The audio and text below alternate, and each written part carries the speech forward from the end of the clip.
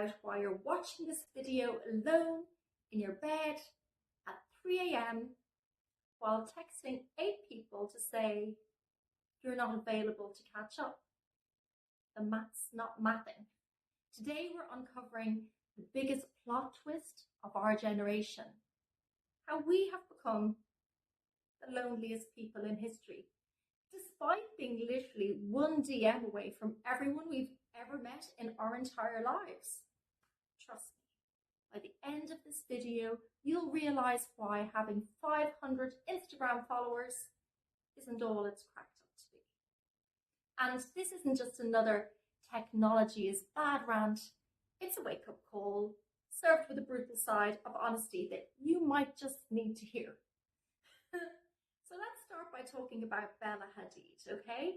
Not amazing, fabulous runway Bella, but 2022 Bella, when she posted crying selfies and admitted that behind her perfect Instagram feed, she was spending most days unable to leave her bed.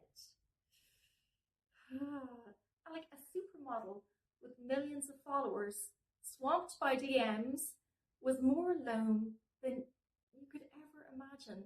And the plot twist? Her most liked Instagram post was the one of her crying. So if somebody who's professionally drop-dead gorgeous can't escape the loneliness epidemic, honestly, like, what hope do the rest of us have? Let's talk about Emma Chamberlain. Emma is the poster child for Gen Z authenticity. She's a YouTube star who built an entire career on being relatable and made oversharing an art form. But she publicly spoke about her struggles with anxiety and feeling profoundly disconnected. So here's a creator with millions of followers who openly admitted that her online persona wasn't her real life. She'd create content about connecting while feeling more isolated than ever. So imagine building a brand around authenticity and still not feeling like anyone hears you, anyone sees you. And then, remember Gabby Hanna a few years ago? She had a meltdown that shook the internet. She was ranting about the higher power and destiny and crazy poetry, and she was tweaking, and she said that she was the second coming of Christ. Oh my gosh, she even said that Daddy, her name for God, was in charge of her Twitter and her Instagram. God bless her. But yes, there she was, all alone in her luxury mansion, filming herself. There was nobody around to help her, despite having over 7 million followers. It was the ultimate irony, a woman with all of these eyes on her, but there was nobody to actually help her in her darkest moment. Because the real sad hours aren't just 3 a.m. anymore. For a lot of us, it's 24/7. So let's talk about what's really happening every time you post living your best life or blessed while you're eating takeaway alone in your pajamas for the 5th time in a week. You know, we're broadcasting a highlight reel to an empty theatre because honestly, who's looking? And does it matter? That's just like that ex who still watches your story but never texts back, because we're all performing intimacy without actually being intimate. Am I right? I think I might be onto something there. It's like a sort of a digital paradox. We'll spend 2 hours picking the perfect emoji to go with a text, but then we'll panic when, oh my God, somebody's actually phoning me on the phone.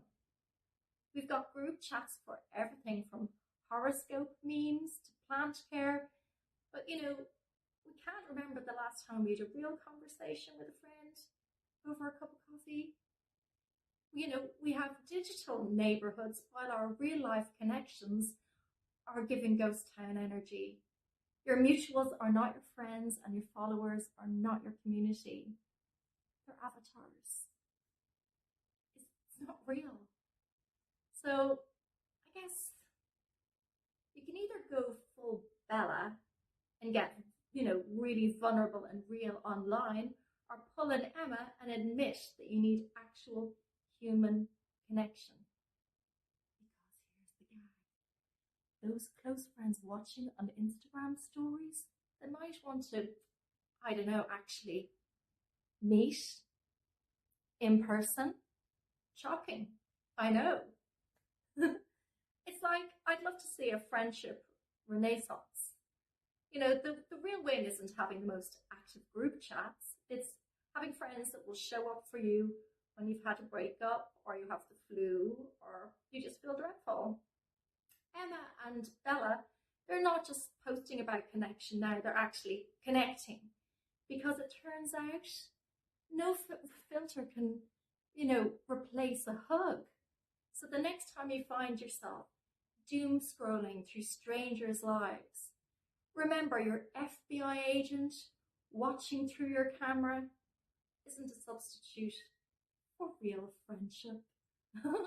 So drop a comment about how you turned your phone off and, met a friend for coffee and ran down the beach and got your feet in the water and touched sand, because, TikTok dances don't count as real human connection. And if you're watching this while ghosting 3 different group chats, subscribe. We're about to turn your social life from a virtual reality intro into your best life, into a fantastic life.